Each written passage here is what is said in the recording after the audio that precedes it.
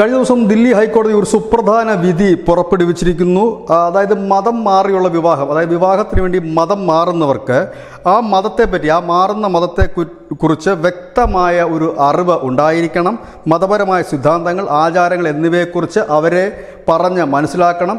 ഇതനുസരിച്ച് അവരൊരു സത്യവാങ്മൂലം കൂടി നൽകിക്കഴിഞ്ഞാൽ മാത്രമേ വിവാഹത്തിന് സാധുത ഉണ്ടാകൂ എന്ന് പറയുന്നു. വൈവാഹിക ചരിത്രം, വിവാഹ മോചനം, പിന്തുടർച്ച അവകാശം, ഒപ്പം തന്നെ ആ മതത്തിൻ്റെ ആചാരങ്ങൾ, ഇതെല്ലാം ഈ മതം മാറുന്ന വ്യക്തിയെ പറഞ്ഞ് മനസ്സിലാക്കുകയും ആ വ്യക്തിക്ക് അതിനെക്കുറിച്ചൊരു ധാരണ ഉണ്ടാകുകയും വേണം.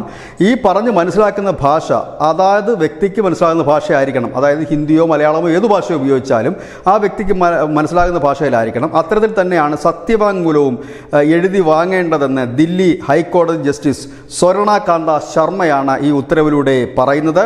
ഇതിൽ പ്രധാനമായി ലക്ഷ്യം വെക്കുന്ന ഉത്തരേന്ത്യ പോലുള്ള സംസ്ഥാനങ്ങളിലൊക്കെ ഈ വിദ്യാഭ്യാസം ഇല്ലാത്ത അല്ലെങ്കിൽ കൗമാരക്കാരായ കുട്ടികൾ ധാരാളം പേർ ഈ ലവ് ജിഹാദ് അല്ലെങ്കിൽ ലവ് കെണികളിൽ, ഈ ലവ് ട്രാപ്പുകളിൽ പെട്ടുപോവുകയും പിന്നീട് അവർ അവിടെ എത്തിക്കഴിയുമ്പോൾ തങ്ങൾക്ക് അറിയില്ലായിരുന്നു ഇത് മതം മാറ്റത്തിന് വേണ്ടിയിട്ടുള്ളതാണ് എന്ന് പറയുന്ന അനവധി പരാതികളാണ് പുറത്ത് വരാറുള്ളത്. ദിനംപ്രതി വരാറുണ്ട്.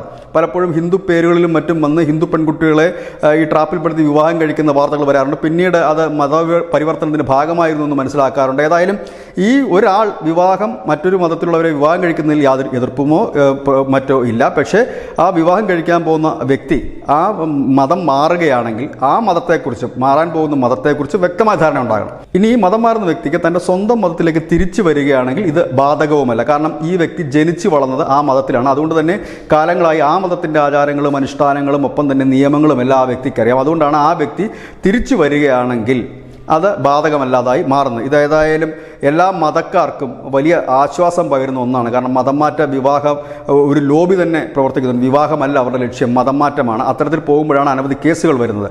ഏതായാലും സ്വമേധയാ പോകുന്ന അല്ലെങ്കിൽ സ്വമേധയാ മതം മാറി വിവാഹം കഴിക്കാൻ ആഗ്രഹിക്കുന്നവർ ഒരു സത്യവാങ്മൂലം കൂടി ഇനി നൽകേണ്ടി വരും. ന്യൂസ് ഡെസ്ക് മുസ്ലിം മലയാളം.